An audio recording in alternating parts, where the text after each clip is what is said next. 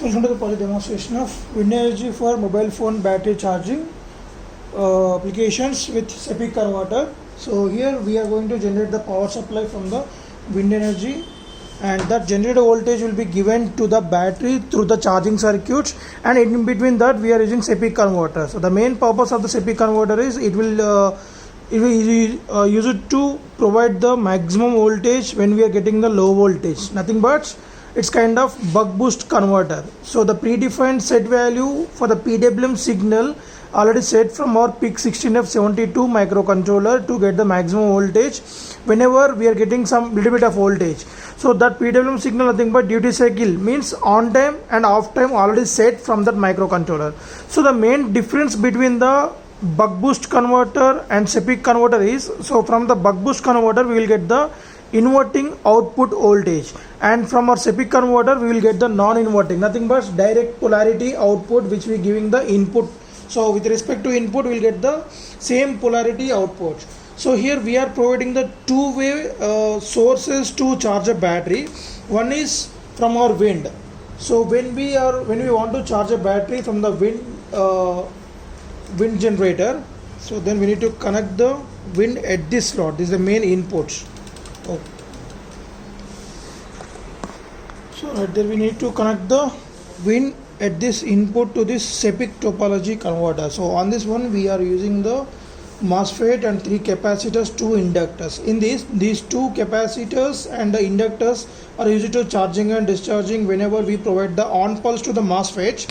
So this inductor and capacitor will charge, and when we switch off this MOSFET, so with the help of this diode only unidirectional current flow will be happen, so the charged capacitor supply will be given to this one. So then V1 plus V2, so that based on the on time and off time the voltage will increases if the on time is more. If the on time is less, then the voltage will be decreases with respect to the input voltage, so that we are maintaining the same polarity of output voltage with respect to the inputs. And that was given to the directly to our 4 volts 1 amp battery, and after that the voltage will be given to this USB connector. So here we are using the boost converter again, because we are providing 4 volts input to this one, but we need 5 volts output to charge our mobile phone. So for that purpose we are again boosting that voltage to 5 volts, and that is directly given from this universal cable to our mobile phones. We can charge a B type or C type one.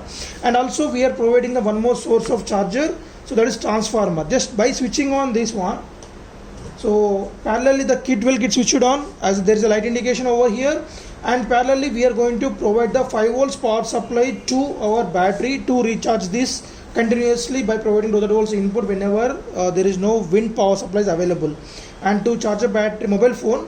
So this is the main on off switch, so there will be light indication. So just by connecting the mobile phone,